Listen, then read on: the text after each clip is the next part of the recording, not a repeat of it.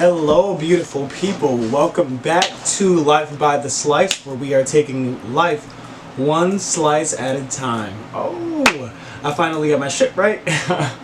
But yes, thank you so much for your time, you guys. Thank you guys for coming back and allowing me to express myself and allowing me to open up, allowing me to heal with you guys, because in the world we live in, a lot of people, a lot of us don't even have the strength to open up and to heal, let alone the freedom to open up and heal and talk. But anyways, let's just get the discussion popping. We are on the very last part of my Relapse story, and I just wanted to, like I said, just briefly recap and kind of just close this chapter, because I don't want to. Anyways, I don't want to place too much light on the fact that I relapsed, because I need to use that as a platform for me to do better, rather than for me to regress and end up 10 steps backwards. So let's just get back into it. I recall in the last video, just before it ending, I remember talking about the fact that when I did relapse, I felt as if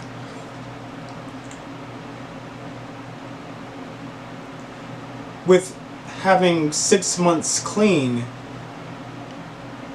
when I resorted back to relapsing, I felt like I was digging up someone, like I said that I had mentioned in the other video. I feel like I was digging up the body of somebody that I had already killed and murdered and moved on from. But in the light of cowardice, in the light of mental health that's not as sharp as it could be, it makes it a lot harder for you in recovery to kind of figure out your balance and kind of what works for you in recovery, what's healthy for you in recovery, and just being able to pinpoint being aware on your own to pinpoint those dark signs, those really dark signs.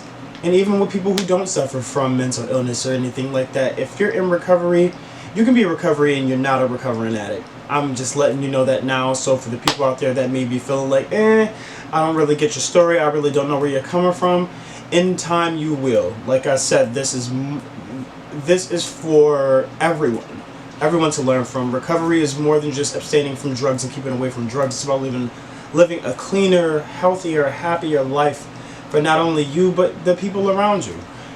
So yeah, let's just get back into it.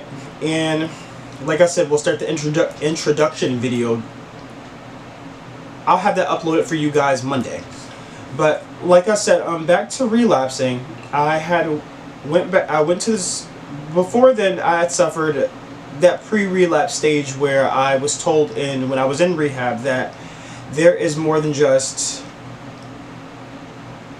Relapse is more than just putting the substance in your body. It's, like I said in the last video, it's about saying fuck it. Like, I don't care anymore. That's relapse within itself, because once you say fuck it and you decided what you were going to do, there's nothing anybody could do to save you. Which I went back to when I was at the corner store purchasing my beer.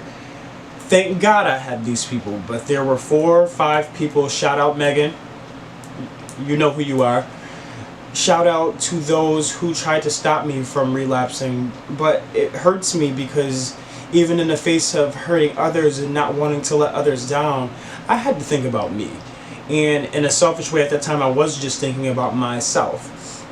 But like I said, it took 4 or 5 people to stop me from something that they couldn't stop me from anyway. So yeah, I purchased my beer. I went straight home and I dove right in. I didn't want to think about it. I didn't want to. Even when I posted, I wouldn't even say sidebar, but even when I had posted that status about, I don't know if any of you seen, I posted a status about I just need someone to vent to, I feel like, before I relapse. But long and behold, even before I posted that status, I knew I was going to relapse.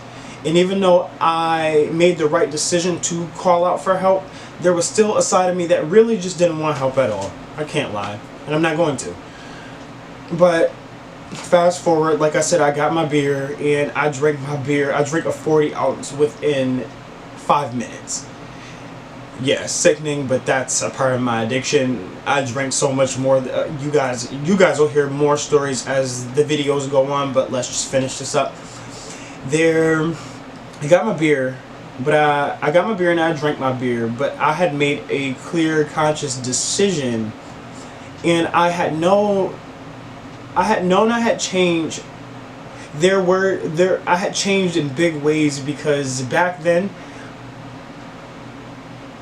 if I were in recovery and still in a weaker side, I'm not even gonna say it. I'm not even gonna say I might have. I would have lied, and I would have denied it. I would have denied it around town that I did not drink. I'm still clean and sober. But all of the growth that I've been doing, I have grown a lot, and I'm not gonna let anybody take that away from me. And I called my counselor. Yeah, I did. And I was happy that I made that decision in myself to reach out for help, despite the fact that I had already relapsed. It was weird to see so much growth within myself, especially after so many years of destroying myself. Because I've only had, I'm 6 months into recovery. Maybe not 6 months clean besides that one day, but 6 months into recovery, believe that. But I got my beer, I drank it, I called my counselor, and she pretty much provided me with an earlier date, which was that coming Monday, to see me. And shout out to my counselor, Chelsea. You are amazing. And if anybody's ever planning on going to Horizons on Hurdle, the Hurdle location, they'll pretty much probably give you the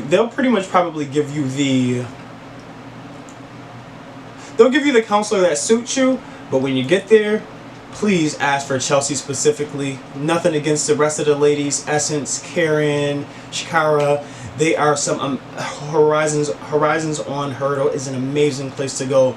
So even if you just need counseling and you don't suffer from a substance abuse issue, please, and I stress this enough, please get help the best you can. It's not easy. I know it's not easy. But when you finally take those steps that you need and you really want your life back, you will, and you really put in the effort, you will start to see the change. And I promise you that. I promise. But okay, back to the story. I called my counselor and I told her that I did relapse. And it was one of the most freeing moments in my life, given how far I've come. But during that time, I didn't want to, after I got off the phone with her, I didn't want to talk to anybody. I shut the world out. I said, fuck the world. And sidebar, I look horrible when I'm drinking. I look like a piece of shit. I look like I'm having a stroke. My face looks saggy and shit.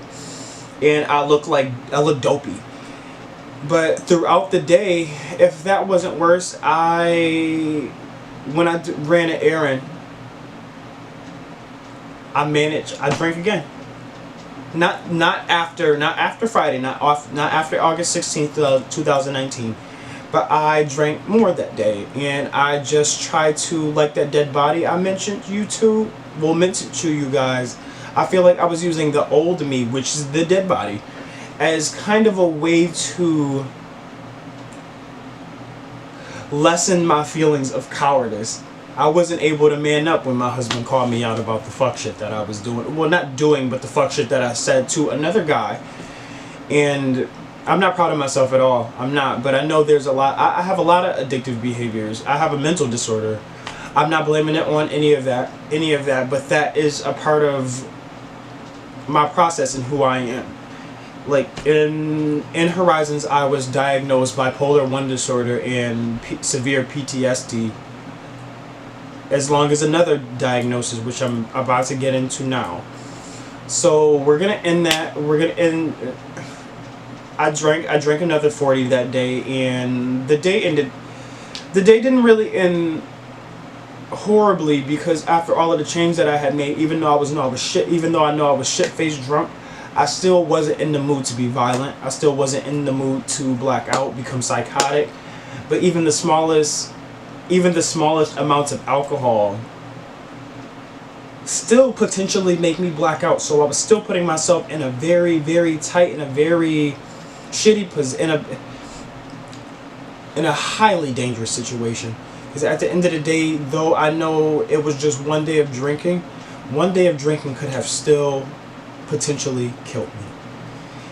And it was sad that I wasn't even thinking about that at the time. So let's just jump into the consequences that I mentioned to you guys in the second video before the video cut out. And once again, I want to say I'm sorry about that. But I didn't even start to feel better health-wise until, say, earlier today. And I drank, what, 5 days ago? And the reason why I